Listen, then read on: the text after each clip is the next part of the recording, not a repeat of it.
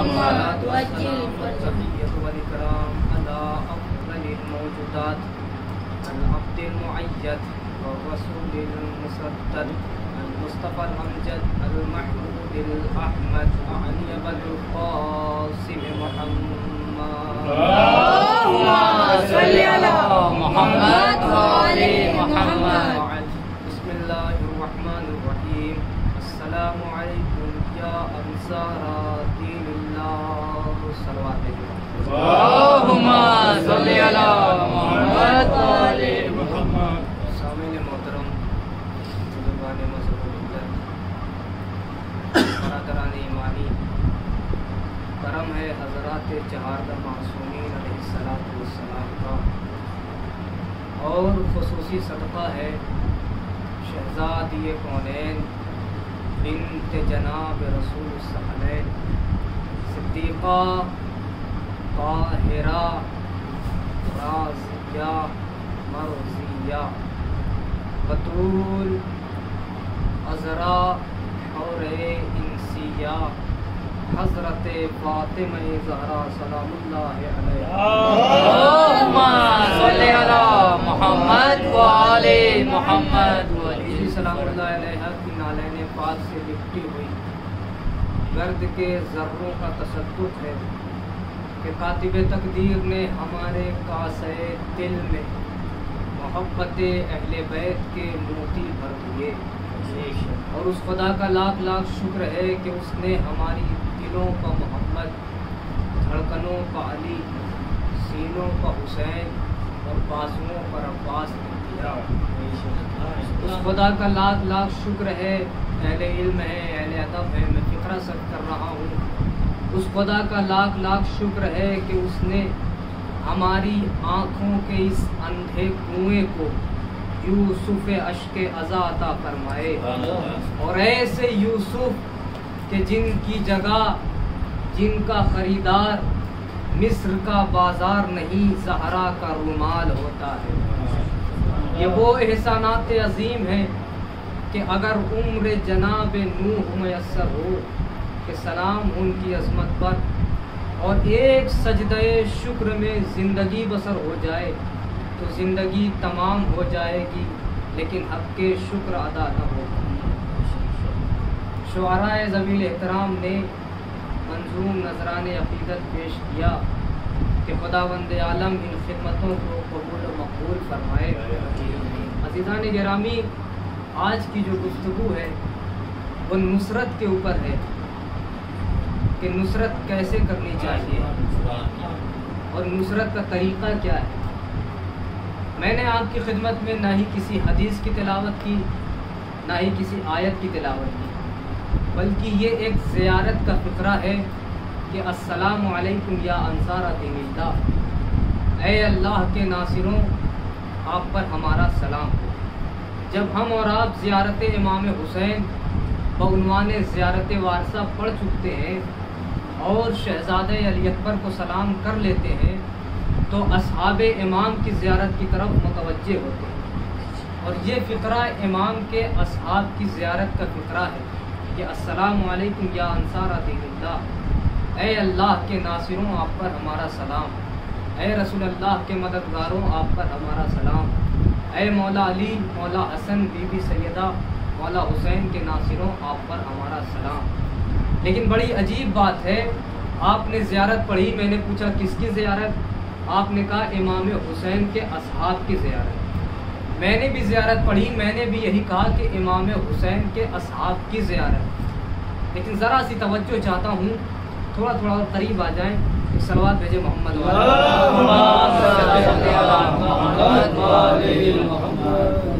آپ نے زیارت پڑھی، میں نے پوچھا کس کی زیارت؟ آپ نے کہا امام حسین کے اصحاب کی زیارت. میں نے بھی زیارت پڑھی، میں نے بھی یہی کہا کہ امام حسین کے اصحاب کی زیارت. لیکن جب ہم زیارت پڑھتے ہیں اور اصحاب امام کی خدمت میں تحفہ سلام پیش کرتے ہیں تو اصحاب کو اصحاب کہہ کے سلام نہیں کرتے، اصحاب کو انصار کہہ کے سلام کرتے ہیں. بھائی اصحاب اور انصار کا فرق کیا ہے؟ ساتھ رہنے والے کو اصحاب کہتے ہیں اور وقت مصیبت ساتھ دینے والے کو انصار کہتے ہیں، ساتھ رہنے والے کو اصحاب کہتے ہیں، اور وقت مصیبت ساتھ دینے والے کو انصار کہتے ہیں۔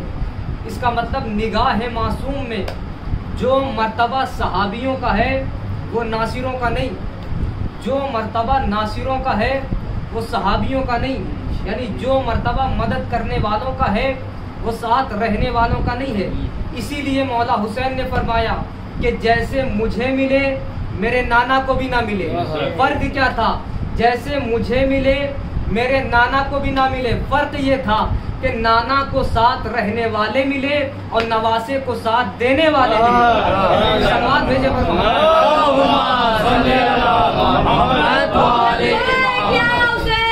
لبیک یا حسین، لبیک یا حسین، لبیک یا حسین، لبیک یا حسین، لبیک یا حسین، یا علی، اللہم صلی علی محمد وعلی محمد۔ نانا کو ساتھ رہنے والے ملے اور نواسے کو ساتھ دینے والے ملے۔ اس کا مطلب کہ فائدہ اٹھانے والے کو صحابی کہتے ہیں اور فائدہ پہنچانے والے کو ناصر کہتے ہیں۔ فائدہ پہنچانے والوں کو عزیزان گرامی ایک فرق یہ بھی ہے کہ صحابی ہونے سے جو صحابی ہو جائے اس کا فائدہ ہے، لیکن جس کا صحابی ہو اس کا فائدہ نہیں۔ جس کا صحابی ہو، آپ کہیں گے دلیل کیا ہے؟ دلیل یہ ہے جس کا صحابی ہو اس کا فائدہ نہیں۔ بھئی تاریخ اسلام گواہ، نبی نے اعلان اسلام کیا، اب تعداد اصحاب بڑھی، 2 سے 10 ہوئے، 10 سے 100 ہوئے، 100 سے 1000 ہوئے۔ اب جو دامن صحبت رسول میں آتا گیا وہ فائدہ اٹھاتا گیا، اسے فائدہ ملتا گیا۔ ان میں جو بے گھر تھے انہیں گھر مل گیا، جو بھوکے تھے انہیں غذا مل گئی، جو برہنہ تھے انہیں رضا مل گئی، جو بے اسلام تھے انہیں اسلام مل گیا، جو بے ایمان تھے انہیں ایمان مل گیا۔ مگر مجھے بتائیے نبی کو کیا ملا؟ جب 2 صحابی تھے تو کیا ملا؟ جب 10 ہو گئے تو کیا ملا؟ جب 1000 ہو گئے تو کیا ملا؟ جب غدیر کے میدان میں 1.25 لاکھ ہو گئے تو کیا ملا؟ بھائی دولت تو دولت ہے، حکومت تو حکومت ہے، ایک کاغذ و قلم مانگا تھا وہ بھی نہ ملا، ایک کاغذ و قلم مانگا تھا وہ بھی نہ ملا۔ اس کا مطلب فائدہ اٹھانے والے کو صحابی کہتے ہیں اور فائدہ پہنچانے والے کو ناصر کہتے ہیں۔ یہی وجہ ہے کہ تاریخ میں جب بھی 2 نام سامنے آئے، ایک ابو سفیان کا نام اور ایک جناب ابو طالب کا نام، ابو سفیان کو صحابی رسول لکھا گیا اور ابو طالب کو ناصر رسول لکھا گیا۔ سلمان بھیجے اللہم صلی علی محمد۔ ابو طالب کو ناصر رسول لکھا گیا، اس لیے کہ بار بار مدد کی ہے۔ عزیزان گرامی یہ نصرت کرنا اتنا اہم ہے، اتنا ضروری ہے کہ قرآن میں آیت میثاق موجود ہے۔ اس آیت میں 1,23,999 نبیوں سے وعدہ لیا گیا کہ وعدہ کرو کہ اگر تمہیں آخری نبی کا زمانہ مل جائے تو تم اس پر ایمان بھی لانا اور نصرت بھی فرمانا۔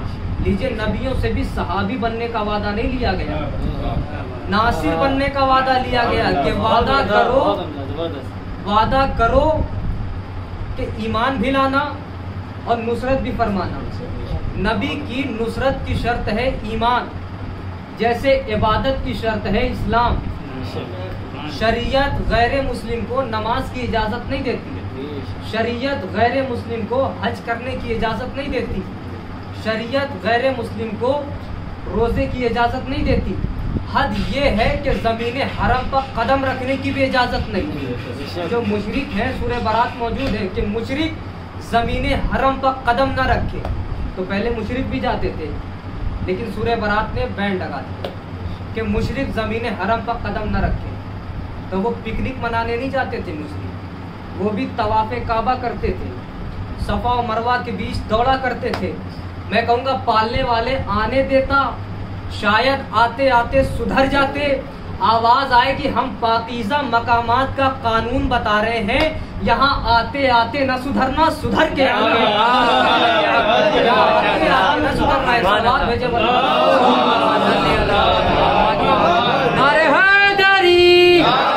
हैदरी आवाज़ बुलंद नारे सलावत।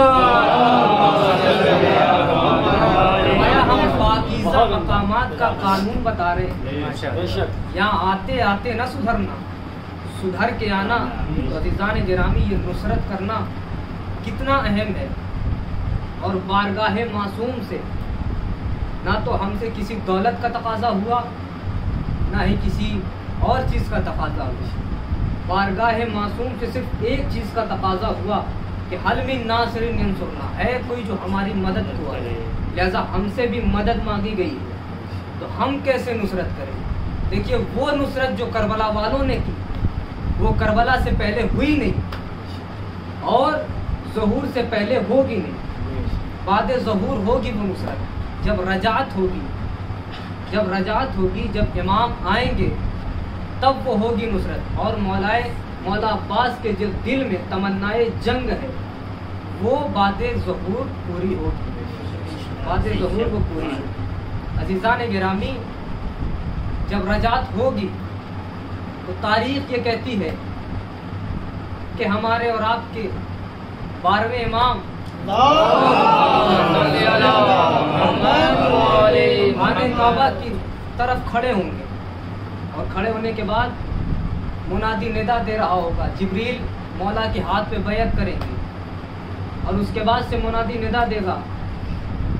तो शोर उठेगा इतने में कि देखो हबीब आ रहे हैं, वो ज़ुहैर आ रहे हैं, वो मिक़दाद आ रहे हैं, वो सलमान आ रहे हैं। अज़ीज़ान गिरामी, सलमान फ़ारसी इनका मकाम बहुत बुलंद है, जो 10वें दर्जे पे फायज, 10वें दर्जे पे फायज। अज़ीज़ान गिरामी, जनाब सलमान फ़ारसी, अब बात आगे तो एक जुमला अर्ज़ करता चलूँ कि जनाब सलमान फ़ारसी और मौलाए कायनात एक सफ़र पे निकले हुए और मौलाए कायनात हर वक्त मौला के साथ हैं, जनाब सलमान फ़ारसी के साथ साथ हैं। कि इतने में जनाब सलमान फ़ारसी ने क्या देखा कि चींटियों का लश्कर है, बहुत सी चींटियाँ हैं। और इतने में जनाब सलमान फ़ारसी गए और जाने के बाद देखते हैं, फिर ये सोचते हैं कि इतनी सी मखलूक है जिसको अल्लाह ने बनाया है, इसके यहाँ बरादरी सिस्टम भी है, और ये इतनी सी मखलूक जिसको अल्लाह ने पूरा जिस्म अता किया है। मौला कायनात के सामने फरमाते हैं कि मौला, लेकिन इनकी तादाद इतनी है कि ये तो वही जानता होगा जिसने इन्हें पैदा किया है। इनकी तादाद इतनी है कि ये तो वही जानता होगा जिसने इन्हें खल्क किया होगा। एक मर्तबा मौला कायनात मुस्कुराते हैं और मुस्कुराने के बाद कहते हैं, सलमान, मैं ये भी बता सकता हूँ कि इनकी तादाद कितनी है और ये भी बताऊंगा कि इसमें नर कितने हैं और मादा कितने हैं, इसमें नर कितने हैं और मादा कितने हैं। अज़ीज़ान गिरामी, जनाब सलमान फ़ारसी, और हमेशा इनका काम होता था जनाब सैयदा के दरवाजे पर जारूब कशी करते थे। एक दिन शेखैन का गुज़र हुआ और गुज़र होने के बाद क्या देखा, कहने लगे कि सलमान, क्या कर रहे हो, दरे सैयदा पे बैठे रहते हो, नमाज का वक्त तो हो गया है, नमाज के लिए चलो। एक मर्तबा जनाब सलमान ने कहा कि जिसे तुम दर कह रहे हो वो सलमान की सिदरतुल मुंतहा है। कहा कि जिसे तुम दर कह रहे हो वो सलमान की सिदरतुल मुंतहा है। एक मर्तबा ये लोग परेशान होकर रसूल की खिदमत में आए, या नबी अल्लाह, सलमान ने दरे सैयदा को सिदरतुल मुंतहा कहा, सिदरतुल मुंतहा कहा। कि सलमान को बुलाया जाए, और सलमान आए, और आने के बाद एक मर्तबा रसूल खुदा ने फरमाया कि सलमान, जो ये लोग कह रहे हैं क्या वो सही है? कहा बिल्कुल, मैंने सिदरतुल मुंतहा कहा है। कहा कि अच्छा। कहा कि ये बताओ, जनाब सलमान ने फिर उन लोगों से पूछा, कहा ये बताओ तुम्हारी सिदरतुल मुंतहा क्या है?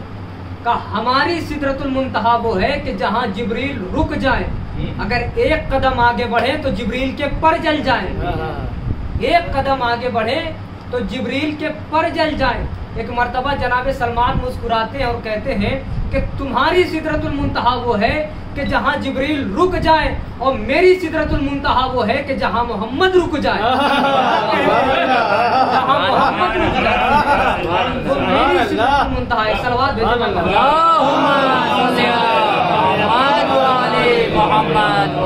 کہ تمہاری سدرۃ المنتہا وہ ہے کہ جہاں جبریل رک جائے اور اگر ایک قدم بھی آگے بڑھے تو جبریل کے پر جل جاتے ہیں.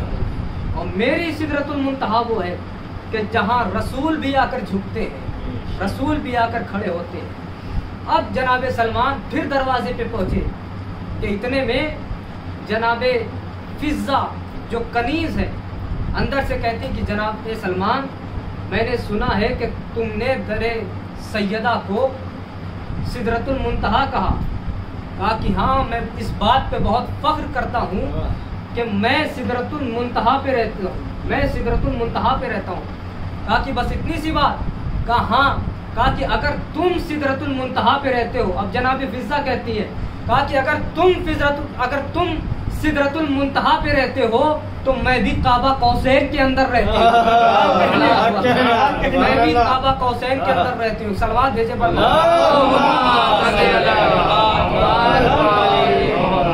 گرامی. ان کے در کے خادموں کا یہ عالم ہے, ان کے در کے جو ان کے در کی نوکری کرتے ہیں ان کا یہ عالم ہے کہ وہ 10ویں درجے پہ فائز ہے, 9ویں درجے پہ فائز ہے. جناب سلمان اور جناب سلمان یہ ہنر جان چکے تھے کہ جو ان دنیا میں ان کے دروازے پہ جتنا جھکے گا وہ آخرت میں اتنا ہی سربلند ہوگا. جو ان کے دروازے پہ جتنا جھکے گا وہ اتنا ہی سربلند ہوتا چلا جائے گا. ایک دن جناب سلمان فارسی مسجد کے اندر موجود ہے اور تمام صحابہ اکرام بیٹھے ہوئے ہیں, مجمع بھرا ہوا ہے کہ اتنے میں جناب سلمان فارسی سے کسی نے پوچھا کہ سلمان یہ بتاؤ کہ یہ جو 3 لوگ بیٹھے ہوئے ہیں یہ کون کون لوگ ہیں؟ تو جناب سلمان فارسی نے کہا کہ یہ تو وہ ہیں اور یہ وہ ہیں, لیکن جو وسط میں بیٹھے, جو بیچ میں بیٹھے, انہیں میں نہیں جانتا, انہیں میں نہیں پہچانتا. اب ایک مرتبہ جناب سلمان فارسی جو ساتھ میں ان کے برابر میں کھڑا تھا وہ پریشان ہو گیا اور جانے کے بعد رسول کی خدمت میں گیا. جانے کے بعد کہتا ہے مولا جناب سلمان فارسی دن رات مولائے کائنات کے ساتھ رہتے ہیں اور کہتے ہیں کہ میں انہیں ہی نہیں جانتا, میں انہیں ہی نہیں پہچانتا. جب کسی نے ان سے پوچھا کہ یہ کون ہے تو کہنے لگے میں انہیں ہی نہیں جانتا, میں انہیں پہچانتا ہی نہیں.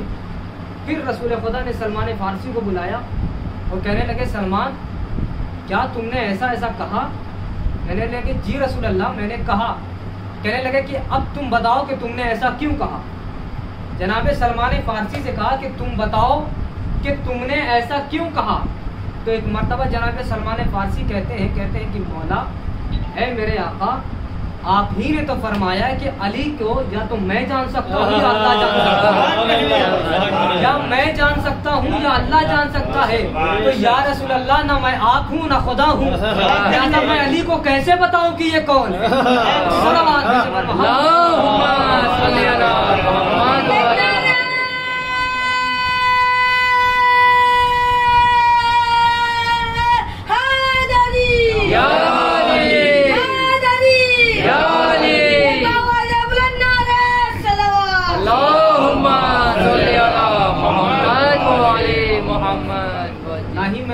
آپ ہو گیا ہوں نہ ہی خدا, لہذا میں کیسے بتاؤں کہ علی کون ہے؟ عزیزان گرامی تو نصرت کرنا یہ اتنا اہم ہے, اتنا ضروری ہے کہ اہل بیت کی بارگاہ سے ہم سے بھی تقاضا ہوا ہے تو وہ نصرت کا. لہذا ہم پر بھی لازم ہے کہ ہم نصرت کیسے کریں, ہم پر بھی لازم ہے. اور جب 8ویں امام کا دور آیا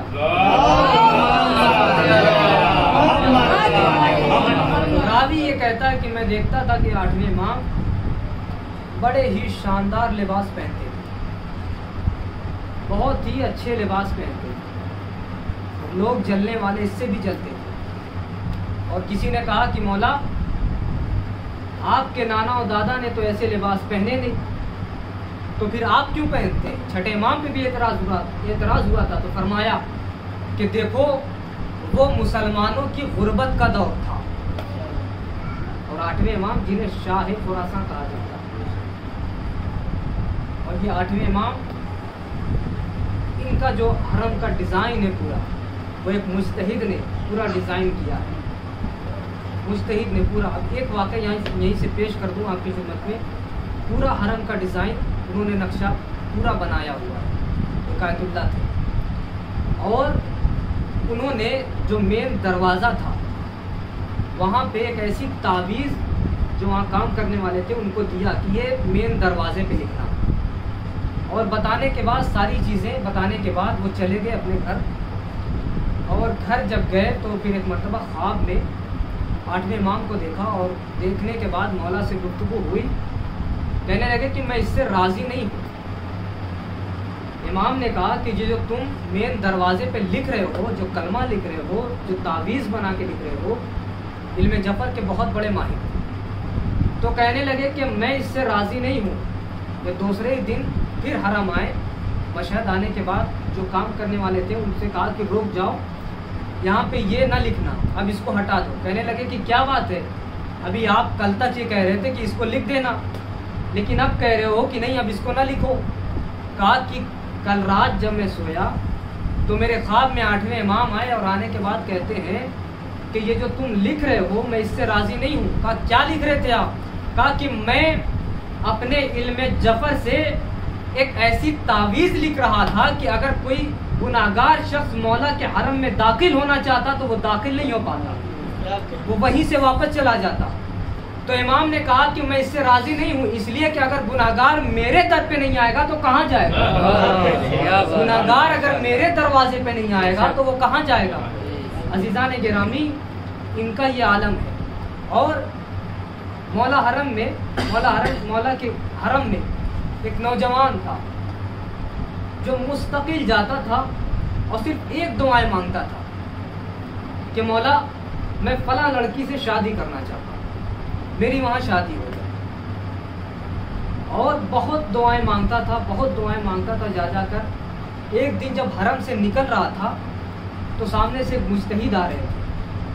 کہنے لگا کہ میں اتنے دنوں سے مولا کے حرم میں دعائیں مانگ رہا ہوں لیکن دعائیں قبول ہی نہیں ہو رہی ہے، دعا قبول ہی نہیں ہو رہی ہے. اس لیے کہ میں نے سنا ہے کہ یہاں پہ روزے پہ آنے کے بعد ساری دعائیں پوری ہو جاتی ہے، ساری مراد پوری ہو جاتی ہے. تو کہنے لگا کہ میں اتنے دنوں سے دعائیں مانگ رہا ہوں لیکن دعا قبول ہی نہیں ہو رہی ہے. تو ایک مرتبہ وہ آیت اللہ کہنے لگے تم نے مولا کے حرم میں، مولا کے قدموں میں وہ ایک قبر دیکھی ہے جو شیخ بہائی کی قبر ہے؟ کہنے لگا ہاں شیخ بہائی کی قبر میں جانتا ہوں. بہت بڑے عالم دین تھے یہ، اور یہ بھی علم جفر کے ماہر تھے. بہت ساری ان کی دعائیں کی کتاب بھی ہے، کشکول بہائی ایک کتاب ہے بہت مشہور. تو کہنے لگا کہ میں جانتا ہوں. کہنے لگے کہ اگر تم وہاں سے نہیں مل رہا ہے تو تم ان کی قبر پہ جا کے مانگ لو. کہا کہ تم ان کی قبر پہ جا کے مانگ لو. اور وہ گیا ان کی قبر پہ، شیخ بہائی کی قبر پہ گیا. جانے کے بعد وہاں پہ دعائیں مانگتا ہے، اور واقعی کچھ ہی دنوں کے بعد اس کا رشتہ وہاں ہو گیا. کچھ ہی دنوں کے بعد دعائیں قبول ہوئی کہ اس کا رشتہ وہاں ہو گیا. اور پھر سال 2 سال گزرے نہیں تھے کہ دونوں میں آپس میں لڑائی جھگڑا ہوا اور رشتہ ٹوٹ گیا. کچھ باتیں ایسی ہوئی کہ جو اخلاقاً میں پیش نہیں کرنا چاہتا، لہذا یہاں تک معاملہ آ گیا کہ طلاق کی نوبت آ گئی اور دونوں میں طلاق ہو گئی.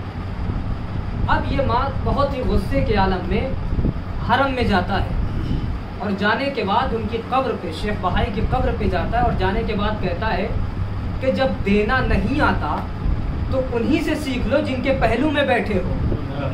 جب دینا نہیں آتا تو انہی سے سیکھ لو جن کے پہلو میں بیٹھے ہو. عزیزان گرامی، عطا کرنے والی ہستی کو معلوم ہے کہ کسے کیا عطا کرنا چاہیے اور کسے کیا نہیں عطا کرنا چاہیے.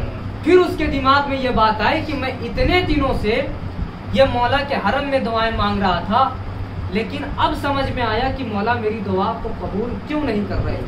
لہذا عزیزان گرامی، کوئی دعا رد نہیں ہوتی ہے، صحیح وقت پہ وہ دعا قبول کی جاتی ہے، کوئی دعا رد نہیں ہوتی۔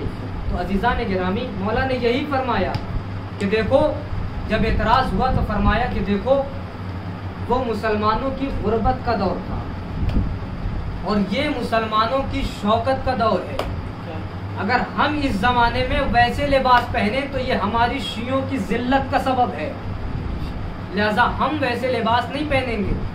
اور عزیزان گرامی، جب بھی محرم کا چاند نمودار ہوتا تھا تو راوی یہ کہتا ہے کہ میں نے خود یہ دیکھا، اور جہاں جہاں بھی، اور 8ویں امام خود ذاکروں کا بہت احترام کرتے تھے، ذاکروں کا بہت احترام کرتے تھے کہ یہ میرے جد کی مجلس پڑھ رہا ہے، یہ میرے جد کا مرثیہ پڑھ رہا ہے، لہذا مولا ذاکروں کا بہت احترام کرتے تھے۔ تو عزیزان گرامی، جب بھی محرم کا چاند نمودار ہوتا تھا تو لوگ کہتے کہ ہمیں چاند دیکھنے کی ضرورت نہیں ہوتی تھی، خود بخود آل محمد کے گھرانے سے اتنے رونے کی آوازیں بلند ہوتی تھی کہ ہمیں یہ خبر ہو جاتی تھی کہ محرم قریب آ گیا۔ لہذا عزیزان گرامی، بارگاہ معصوم سے ہم سے بھی نصرت کا تقاضا ہوا ہے، مدد مانگی گئی ہے، ہم سے بھی نصرت مدد مانگی گئی ہے ہم سے۔ آج دنیا دیکھیے، 40 کے موقع پہ آپ کربلا میں دیکھ لیجئے کتنی تعداد میں لوگ رہتے ہیں، صرف 1 کروڑ نہیں، 2 کروڑ نہیں، 3 کروڑ نہیں، 4 کروڑ نہیں، ہزاروں کی تعداد میں لوگ رہتے ہیں۔ لوگ کہتے ہیں کہ پوچھتے ہیں لوگوں سے کیا تعداد دیکھ کے حیران ہو؟ کا نہیں، تعداد دیکھ کے حیران نہیں ہے، ابھی تو ہم یہ دیکھ رہے ہیں کہ حسین نے بلایا نہیں تو اتنے آ گئے، اگر حسین نے آواز دی تو حسین نے بلا لیا تو کیا ہوگا؟ عزیزان گرامی، تو بارگاہ معصوم سے ہم سے بھی نصرت مانگی گئی ہے، نصرت ہم سے بھی اہل بیت نے نصرت مانگی، حل من ناصر ینصرنا، ہے کوئی جو ہماری مدد کو آئے۔ آج پہلی محرم ہو گئی اور دنیا بھر میں آج پہلی محرم کو 28 رجب یعنی روانگی کے مسائل پڑھے جاتے ہیں۔ میں نے یہ روایت نہیں سنی تھی جو میں ابھی پڑھنے جا رہا ہوں، میں نے یہ روایت ابھی تک نہیں سنی تھی، لیکن آج ہی یہ ابھی روایت میں سنا تھا۔ اور وہ روایت یہ ہے کہ جب 28 رجب کو یہ حسینی قافلہ چلنے لگا تو ایک مرتبہ مولا حسین سب سے تو رخصت ہو رہے تھے، سب کو بتا دیا کہ دیکھو فہرست پہ ان لوگوں کے نام لکھنا۔ فہرست تیار ہو گئی، اب روایت سنیے، فہرست تیار ہو گئی اور سب سے پہلے حسین نے جو بدائی کی ہے وہ اپنے نانا کے روضے پہ جا کر اپنے نانا کی مزار پہ گئے، اور جانے کے بعد اتنا روتے ہیں کہ راوی یہ کہتا ہے کہ ایک مرتبہ حسین غش کھا کر گر پڑتے ہیں، روضہ رسول پہ حسین غش کھا کر گر پڑتے ہیں، اور خواب کے عالم میں یہ دیکھتے ہیں کہ ایک مرتبہ خود رسول خدا اپنی قبر سے اٹھتے ہیں اور ویسا ہی پیار کرتے ہیں جیسے بچپن میں پیار کیا کرتے تھے۔ لیکن آج کچھ تبدیلی آ گئی ہے، آج کچھ بدلاؤ آ گیا ہے۔ وہ بدلاؤ کیا تھا عزیزان گرامی؟ ایک مرتبہ جب حسین کو رسول خدا پیار کرنا شروع کرتے ہیں تو سب سے پہلے تو پیشانی کا بوسہ دیتے ہیں۔ جیسے حسین نے پوچھا نانا یہ آج پیشانی کا بوسہ کیوں؟ کہا کہ اے حسین، کل تم کربلا میں جاؤ گے، یہی پیشانی ہوگی اور ظالم تمہاری پیشانیوں پہ پتھر ماریں گے۔ اللہ اکبر! آپ کی آوازیں استغاثہ بلند ہوئی، آپ کی آوازیں بلند ہو گئی۔ جب مجلسوں میں گریہ بلند ہوتا ہے تو اہل بیت کی توجہ، اہل بیت کی رحمتیں نازل ہونے لگتی ہیں، لہذا اپنی آوازوں کو دبا کے نہ روئیے گا، کھل کے روئیے گا، اس لیے کہ جب ہمارا کوئی مرتا ہے تو ہم چیخیں مار مار کر روتے ہیں۔ عزاداروں، یہ تو وہ ہے، ایک صاحب نے مجھ سے پچھلے سال محرم میں کہا تھا کہ مولانا कुछ नया मसाइब पढ़िए, आप कुछ नए मसाइब पढ़िए। मैंने कहा भाई कोई नए मसाइब नहीं होते हैं, वही सब सुने सुने मसाइब होते हैं। वही 28 रजब को हुसैनी काफिले का चलना, सुगरा का पीछे पीछे दौड़ना। बाबा मैं ये नहीं कहती मुझे हमारी में बिठा दो, मुझे पिज्जा की सवारी में बिठा दो। बाबा मैं ये नहीं कहती मुझे हमारी में बिठा दो। अल्लाह अकबर। अज़ादारों, एक मर्तबा रसूल खुदा ने हुसैन को प्यार करना शुरू किया, और जो ही प्यार करते जाते हैं हुसैन रोते जाते हैं। अज़ादारों, एक मर्तबा हुसैन ने सीने का बोसा दिया। हुसैन ने एक मर्तबा हुसैन को सीने का बोसा देते हैं रसूल खुदा। एक मर्तबा फिर मौला ने कहा, एक मर्तबा फिर मौला पूछते हैं, नाना ये सीने पे बोसा क्यों, ये सीने पे बोसा क्यों? एक मर्तबा फिर रसूल खुदा कहते हैं, यही तुम्हारा सीना होगा और शिम्र इसी सीने पे आके रुकेगा। अल्लाह अकबर। फिर गले का बोसा देते हैं, गले का बोसा दिया तो फिर मौला ने पूछा, फिर एक मर्तबा रसूल खुदा कहते हैं, मैंने गले का बोसा इसलिए दिया कि यही तुम्हारा गला होगा, शिम्र का कुंद खंजर होगा। अल्लाह अकबर। शिम्र का कुंद खंजर होगा। अज़ादारों, रोइए, अपनी आवाज़ों को दबा के न रोइएगा। अल्लाह अकबर। हाँ अज़ादारों, अब एक मर्तबा जो दूसरी रुखसती है मौला की, दूसरी जो रुखसती है, रावी ये कहता है कि जैसे छोटे बच्चे अपनी माँ से लिपट के रोते हैं, जैसे छोटे छोटे बच्चे अपनी माँ से लिपट के रोते हैं, ठीक वैसे ही मौला हुसैन गिरते पड़ते अपनी अम्मा की कब्र पे जाते हैं। ए अम्मा मैं करबला जा रहा हूँ, मैं अकेला हो गया। ए अम्मा मैं अकेला करबला जा रहा हूँ। अज़ादारों, एक मर्तबा कब्र से आवाज आई है, हुसैन सिर्फ तू तनहा नहीं रहा, अब तू करबला जा रहा है, ये माँ तेरे साथ साथ करबला जाएगी। और मैं उस मौके पे आऊंगी, मैं उस मौके पे आऊंगी जब शिम्र कुंद खंजर लेके, जब शिम्र कुंद खंजर लेके तेरा गला काट रहा होगा। तो जब तू सुलझना से गिरेगा उस वक्त मैं उस वक्त अपनी रिदा को फैला दूंगी। अल्लाह अकबर। तू अपने आप को तन्हा न समझ रहा हुसैन, मैं खुद तेरी निगहबान हूँ, तेरे साथ साथ हूँ। अल्लाह अकबर। सिर्फ एक रिवायत, मैं सारी रिवायतों को छोड़ के सिर्फ एक रिवायत पेश करता हूँ। जब सारी बीबियां हमारी में बैठ गई और जनाब सुगरा ने कहा, बाबा अगर आप नहीं ले जाना चाहते तो न ले जाएं, सिर्फ एक बार मुझे अपने भैया अली असगर से मिलवा दीजिए, सिर्फ एक बार मुझे अपने भैया अली असगर से मिलवा दीजिए। लीजिए अज़ादारों, अली असगर बहन की हाथों पे आ गए और बहन ने बहुत प्यार किया। बहन ने, इसलिए कि भाई और बहन की मोहब्बत कितनी अजीब होती है, आप जानते हैं ना, कितनी मोहब्बत होती है भाई और बहन में। अगर कोई बहन, अगर किसी भाई के सामने उसकी बहन को तमाचे लग जाए तो भाई ये बर्दाश्त नहीं कर सकता। मगर ये उस दिल से पूछिए, ये सैयदे सज्जाद से पूछिए कि जब बाजारे शाम था, अरे शिम्र मलाऊन, अरे बाजार में एक मर्तबा ताजियाना लेके शिम्र एक मर्तबा सकीना को तमाचे लगाता था, ताजियाने बरसाता था। हाँ अज़ादारों, कितनी मोहब्बत होती है भाई और बहन में, जरा सोचिए, तसव्वुर करिएगा। और जैसे ही जनाबे सुगरा भैया अली असगर को प्यार करती है अपने, और हर बीबी अब अली असगर को लेना चाहती है, हर बीबी अली असगर को लेना चाहती है, लेकिन भाई हैं जो बहन की गोद नहीं छोड़ रहे हैं, भाई हैं जो बहन की गोद नहीं छोड़ रहे हैं। यहाँ तक के रबाब भी आगे बढ़ी ताकि मेरा बेटा मेरी गोद में आ जाए, लेकिन भाई है जो बहन की गोद नहीं छोड़ रहा है।